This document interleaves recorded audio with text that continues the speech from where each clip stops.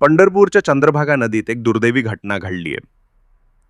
जालना जिल्ह्यातील धावडा गावच्या 2 महिला सुनीता सपकाळ वय 43 आणि संगीता सपकाळ वय 40 आणि त्यांच्यासोबत असलेली एक अनोळखी महिला स्नानासाठी चंद्रभागा नदीत उतरल्या होत्या. मात्र पाण्याचा अंदाज न आल्याने त्या तिघीही पाण्यात बुडाल्या. काही भाविकांनी आरडाओरड केली, मदतीचा प्रयत्न केला, पण पाण्याचा प्रवाह प्रचंड असल्यामुळे त्यांना वाचवता आलं नाही. तिसऱ्या महिलेची ओळख अद्याप पटलेली नाही.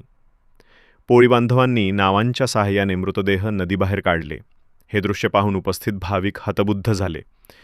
पंढरपूरला दर्शनासाठी येणाऱ्या भाविकांना आमचा नम्र news reporter Hari Borade, Zee India 24 तास, जालना.